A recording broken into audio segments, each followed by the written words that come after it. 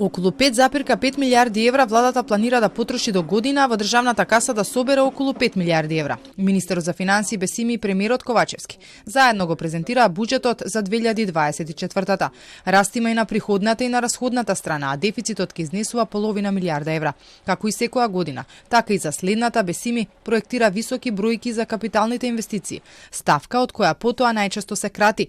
Иако 2024-та е изборна година за изградба на пруги, градинки, училишта, државата планира да потроши 733 милиони евра.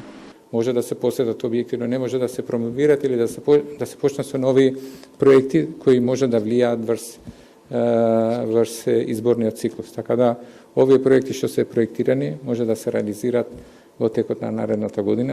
На 460 милиони евра се предвидени за плати на вработените во јавниот сектор, плюс пари ќе има и за зголемените примања во образование и здравство, за пензионерите, а ќе продолжат и субвенциите за струја.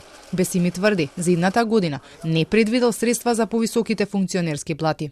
Покрај платите во здравство за 20 милиони евра, околу 45 милиони евра се обезбедени повише средства оваа година за лекови и програмите за здравствена заштита, меѓу кои и за ретки болести, околу 12 милиони евра за 3 кафта лекот за цистична фиброза. За парламентарните и за претседателските избори до година ќе се потрошат нешто над 16 милиони евра. Државата ќе се задолжи и над 1 милијарда евра. Со парите ќе се враќаат стари долгови, а ќе се покрива и буџетскиот дефицит.